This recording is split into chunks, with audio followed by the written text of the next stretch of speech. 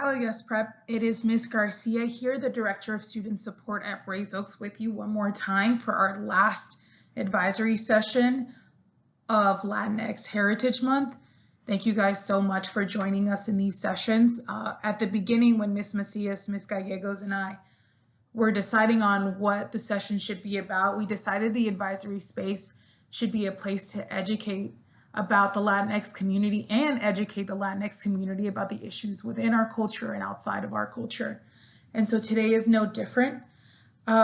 With the events of this summer, both in our school district and at a nationwide level, we thought it would be a great time to really talk about what it means to be an ally for different communities, and specifically the Latinx community being an ally of the Black community and the Black Lives Matter movement.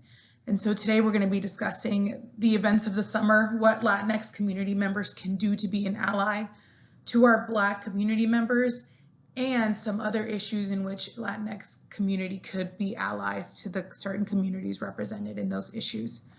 And so thank you for being here with us. And as we get started, make sure you have a place to take some notes and something to write with. Once again, all you really need is a writing tool to capture notes and somewhere to capture those notes. There are reflection questions throughout the presentation, so please have those ready to help you reflect as you see questions. We have one major objective for this session. It is that students will be able to discuss how to be allies to BIPOC issues. And if you don't know what that word BIPOC means, we are about to break it down for you in the vocabulary section. As we start engaging in conversation, I want to make sure I clearly define two words for our session today. First is the word ally, a person, group, or nation that is associated with another or others for some common cause or purpose. And so in this definition, we're specifically talking about a person or a group of people being associated with another group for a common cause or purpose. And as like you saw in the last slide, the BIPOC is an acronym that stands for Black, Indigenous, and People of Color. That is an acronym you might have seen more and more this summer as events in the country happened, and as more articles are being written using this acronym to acknowledge the oppression of the Black and Indigenous groups and communities outside of just the general term people of color. I'm going to start this slide by simply saying that Black lives matter. Black lives have mattered. Black lives will always matter. Black lives more than matter. And so I'm going to talk about the Black Lives Matter movement in the short context of the beginning of the summer until right now, not because that is the extent of the movement, but because I want to focus in on three really big events that have happened in the last couple of months that have propelled the Black Lives Matter movement to the news, to protests, to rallies. And I want us all to be ingrained in where this movement and where our allyship is really important right now. And so as you guys can recall, the murder of George Floyd this summer sparked protests and rallies around the country against police brutality, the murder of Black Americans at the hands of police, and the lack of consequence for police behavior. People began protests all over the country, including the city of Houston, to rally around the idea that Black lives matter and that police in particular have been brutalizing the Black community for a very long time with little to no consequence. Last month in Wisconsin, Jacob Blake was shot in the back 7 times by police officers. This encounter was videotaped, and that also led to a renewal of protests and rallies that never really stopped, but definitely was a second really big incident. And then of course last week a grand jury decided that the police officers involved in the murder of Breonna Taylor would not face criminal charges for her death. So in the last week we have seen an increase again of protests and rallies. This is not an exhaustive list. This is not a complete list. This is not even remotely a synopsis or a summary of police brutality in our country, but these are 3 big events that have really propelled the country to say that enough is enough and that Black Lives Matter. And so I want to root us in these 3 events, because as we talk about how we are allies to the Black community during this time, I want to make sure that we all have the same context as we move forward. So the tweets to the side are from Latinx members. As you read them, I want you to reflect on the following questions in your capture tool. So what do you think they're basing these tweets on? Do you agree with the tweets? Do you disagree with the tweets? And what do you think made people tweet these comments to begin with? I'm going to read them in case it's hard to see, but I want you thinking about those 3 questions as you read and I read the tweets. So the first tweet says, comparing Latinx issues to Black issues is so stupid. You can't compare the two. Yes, we face racism and discrimination, but Black people have in ways that we can't even imagine. Slavery, segregation, and still face anti-Blackness from countries around the world. Stop comparing. The second tweet reads, to my fellow Latinx community, I hope we all stand up and to not stay silent. We have a lot of anti-Black racism in our community. Please call out your family members and do not hesitate. This conversation needs to happen. And the third tweet reads, I'm embarrassed and ashamed by the amount of racism and ignorant young Latinos showing their true colors. We are not our parents. This cycle of racism and prejudice from the Latinx community towards the Black community needs to stop. And so I'm going to read the questions one more time that I want you to reflect on. What do you think they're basing their tweets on? Do you agree with them? Do you disagree with them? And what do you think made people tweet these comments?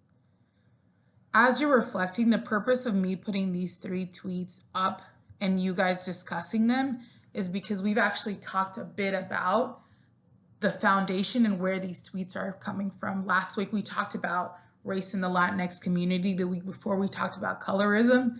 These tweets acknowledge both of them. And the third tweet is about young Latinos, so you guys, and how you're presenting yourself in the social media and in the face of a second pandemic that this country is facing, which is racism against Black Americans and Black community members all over the country.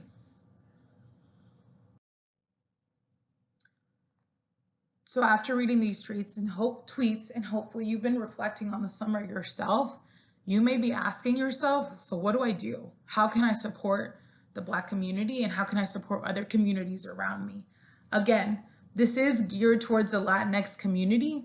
However, these are great steps to be an ally and an advocate for any group of people. You'll notice that the language in the slides are particularly around Black voices and anti-Black racism, because that is a very important part of what we are learning about. However, you can change them to fit the scenario that you are thinking about in your head.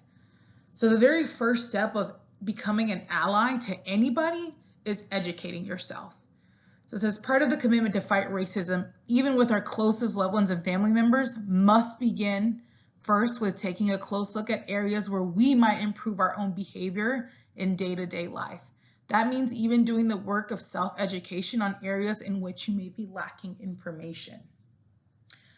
It is hard to look at everyone else and judge everyone else when really the first step of being a real ally is educating yourself, engaging where you are in this for that community and in this fight.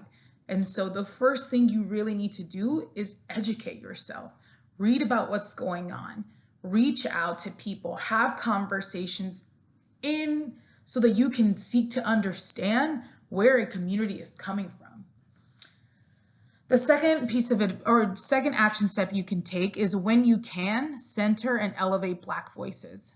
So as you do the important work of educating yourself on the Black experience and helping to address anti-Black racism, you may feel the urge to speak on behalf of Black people among your Latino peers.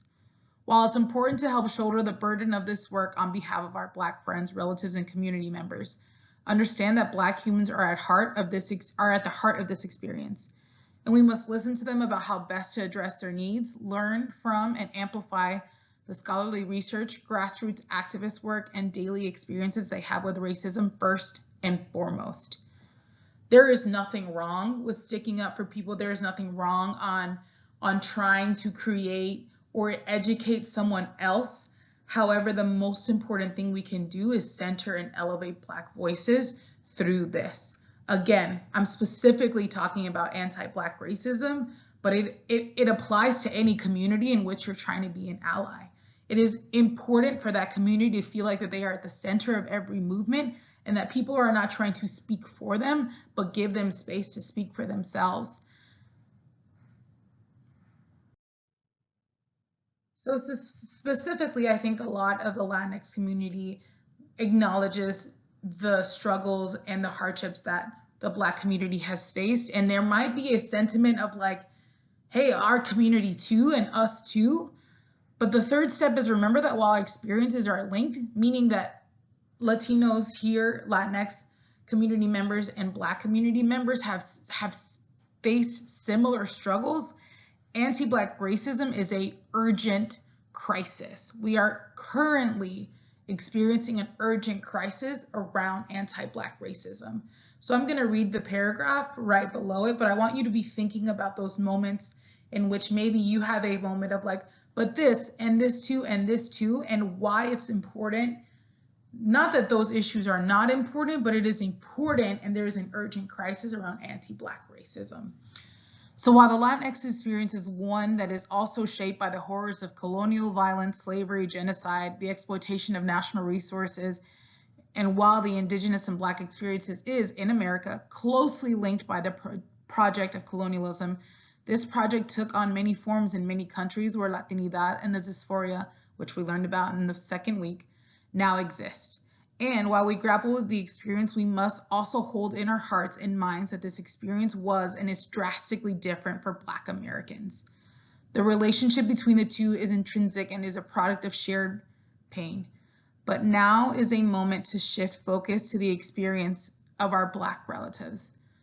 This does not mean stomping down the needs and voices of the former to prioritize the latter, but it does mean knowing the state-sanctioned violence and systematic racism against Black people in America is a crisis that urgently must be addressed. We cannot begin by addressing, and that we can begin by addressing within our own community. And so, like I said in this paragraph, it's not that the issues for the Latinx community are not important. Of course they are important, but we also have a responsibility to address the urgency of anti-Black racism in America, not only within the country itself, but within our own community. And the last thing you could do is donate, whether that be money, time, effort, to organizations making a difference. So if you're financially able, it's important to donate to charities and organizations that are helping realign the government's priorities in dismantling racist bias in our police force. If you don't have the finances, I know a lot of you don't work, I know a lot of you are really young, donate your time, your effort to help important organizations grow. Here's also a short list of other issues where allyship is needed. The session was largely about anti-Black racism in America. There are also a lot of other issues that hit our community, our Yes Prep community, LGBTQ community, women's rights, undocumented rights, the environment. All of these issues need the Latino and the Latinx community to step up and be a strong voice in the allyship for these communities and their rights. While you guys have the time to discuss, you can share by answering any of the following questions on your own experience. What are some examples of strong Latinx allyship? Where are areas where the Latinx community could be stronger allies? What are issues the Latinx community is facing where allies are needed? And what issue do you want to learn about, and how can you be a better ally? And finally, we come to the next steps. Don't forget to complete your exit ticket and the additional sources, in particularly the two, how to be an effective Latinx ally and how Latinx people can fight anti-Black racism in our own culture, are articles that I pulled directly from for this presentation. So please check out the whole article. The other article, The Red Summer of 1919, kind of gives us a little bit more context and hopefully can start your journey of educating yourself and being an ally to communities, in particularly the Black community around us.